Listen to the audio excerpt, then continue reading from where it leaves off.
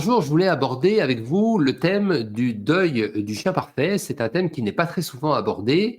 Alors, qu'est-ce que c'est au juste? Eh bien, on rêve souvent du chien idéal, vous savez, le gentil toutou, le fidèle compagnon, l'animal doué de qualités sportives, le chien qui court dans les prés ou qui est simplement à vos côtés dans vos moments de joie ou de peine. Alors, après tout, depuis la nuit des temps, eh bien, le chien, c'est un canidé domestiqué. Mais voilà, après un certain temps, ou parfois même dès les premiers jours, on commence à s'interroger et au fil du temps, on peut tomber de haut face au comportement de son chien. Une éducatrice du centre Les Crocs en positif, c'est une structure qui se trouve dans le Jura, résume très bien cette situation d'ascenseur émotionnel avec un chien à peine imaginaire, un chien qui s'appelle Kiki Bidou. Voici ce que dit cette éducatrice. Le jour J est enfin arrivé. On va chercher le chiot, il va bien, le voyage retour en voiture se passe bien.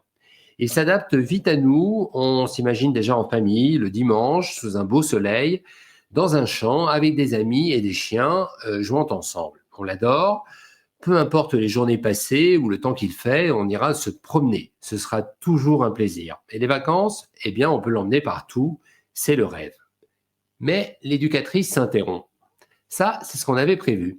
Sauf qu'entre théorie et réalité, il y a un fossé. Parce que dans la réalité, nous allons chercher Kikibidou, mais sur le voyage retour, il vomit. Ben oui, Kikibidou, il est malade en voiture. Arrivé à la maison, Kikibidou est perdu, il pleure la nuit. Alors on passe plusieurs nuits sur le canapé pour ne pas le laisser seul. On a éteint le réveil quand il a sonné à 3 heures du matin pour le sortir. On marche dans un pipi et un caca le matin et on en trouve un plus tard sur le tapis du salon. Kikibidou a un peu peur de sortir. Il attend d'être de retour à la maison pour faire ses besoins. Nous prenons des cours de socialisation le samedi, mais nous sommes en octobre. Il pleut à chaque cours. Et Kikibidou n'en a que faire de ses 132 jouets. Il préfère manger nos chaussures ou nos plaintes, etc., etc. Alors, il se trouve que Smart, mon chien, s'est comporté un peu comme Kikibidou et même sous certains aspects en pire. Alors, je passe rapidement sur les classiques, c'est-à-dire que dès la première semaine de présence avec nous, il a rongé les fils électriques de 2 halogènes, il a abîmé les plaintes et la poignée de porte du salon, il a déchiqueté la plupart de ses jouets, sauf ceux qui étaient vraiment résistants, et aucun chausson n'a résisté non plus. Les lacets non plus d'ailleurs de nos chaussures. En plus, il mangeait tout ce qu'il trouvait dans la rue. Alors certes, Smart a été propre assez rapidement. Certes, il n'a jamais été malade en voiture et n'a jamais eu peur d'aller dehors, bien au contraire. Mais, et il y a un grand mais, au fur et à mesure qu'il a grandi, il a commencé à présenter des troubles gênants du comportement qui n'avaient plus rien à voir avec l'attendrissement qu'on pouvait avoir face à un chiot qui fait des petites et grosses bêtises. Alors ainsi, ça a été le principal problème, il nous a beaucoup pincé, beaucoup mordu au bras ou à l'entrecuisse. Je peux vous assurer que ça fait très mal. Je ne compte plus le nombre de mes pulls qu'il a troués et il l'a fait jusqu'à un âge assez avancé, un âge que j'ai pu noter très précisément parce que j'ai tenu un carnet de bord à cette époque. Il a commencé à s'assagir réellement seulement vers 15, 16, voire 18 mois. Alors, je peux que vous assurer que ça a été long. Il ne mordait bien sûr que nous, parce que, eh bien voilà, on était les personnes les plus présentes avec lui.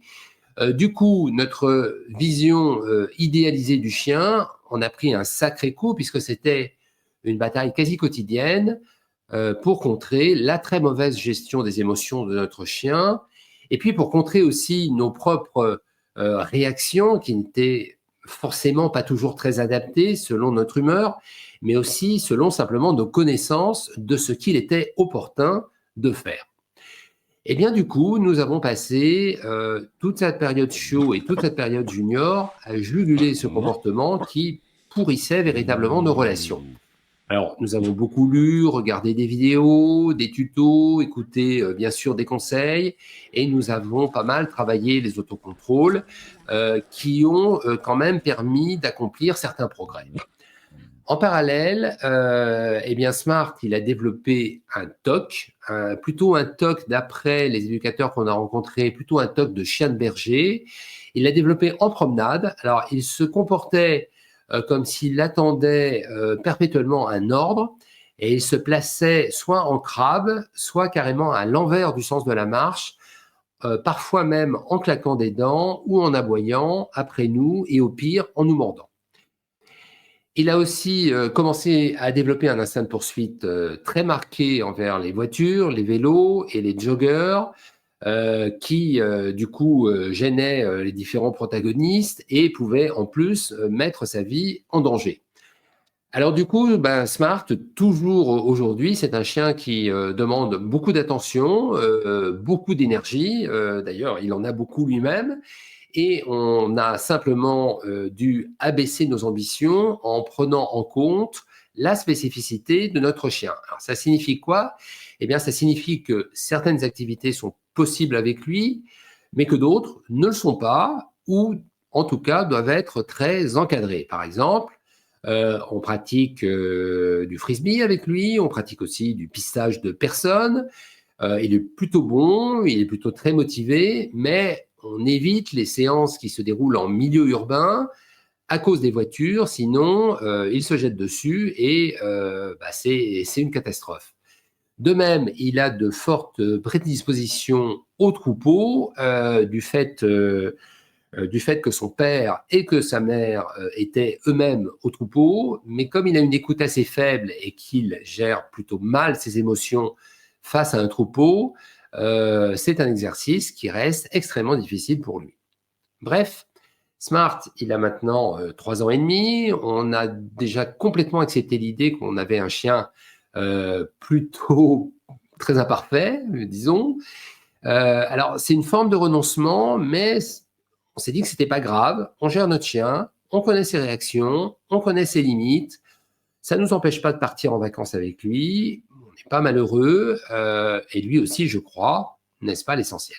Alors, je vais conclure par un très joli texte sur le renoncement, justement, que j'ai lu sous la plume de Julien RL. C'est une membre du groupe Facebook Border Collie France. Voici ce qu'elle dit à propos de son chien. Comme beaucoup, je pense, quand j'ai adopté mon loulou, eh bien, j'avais plein de projets. Je voulais faire du sport de traction, de la recherche olfactive, un peu d'agility ou du hooper. Ce n'est pas mon premier chien. J'ai travaillé en élevage, j'ai travaillé en pension et avec des éducateurs, donc je me pensais armé pour l'accueillir. Mais j'ai fait énormément d'erreurs avec lui. Je n'ai pas fait les erreurs que beaucoup peuvent faire, mais j'en ai fait d'autres. J'ai fait de l'immersion, je ne l'ai pas aidé quand il en avait besoin, je n'ai pas su intervenir lorsqu'il le fallait. Tout ça, ça n'a fait qu'augmenter son anxiété, sa sensibilité et diminuer sa confiance en lui. Je me retrouve donc avec mon amour de chien, 3 ans, aucune confiance en lui, qui appréhende absolument tout, tout le temps, et qui subit ses émotions.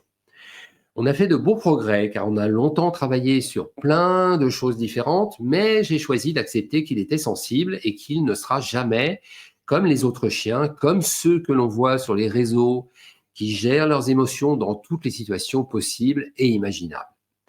Pendant un moment, je l'ai détesté parce qu'à chaque moment passé ensemble, c'était une source de conflit. Je lui en voulais de certains comportements, il ne comprenait pas, je le rejetais, une sombre période peu glorieuse. Aujourd'hui, j'ai accepté que je ne ferai jamais de sport en compétition avec lui, que je ne pourrai pas toujours l'emmener partout, que parfois ses émotions seront trop intenses pour lui, mais en acceptant ça, en renonçant à certains idéaux que je m'étais fixés, notre relation s'est grandement améliorée. Je suis très fier du chemin parcouru ensemble et je sais que certains me diront il faut travailler la gestion des émotions ou il faut travailler les autocontrôles ou que sais-je encore. Je ne le ferai pas car je connais les limites de mon chien, je sais quand je suis arrivé à son maximum et là, c'est le cas et même s'il est loin d'être parfait, je l'aime énormément. Voilà, j'espère que ça vous a plu. À bientôt.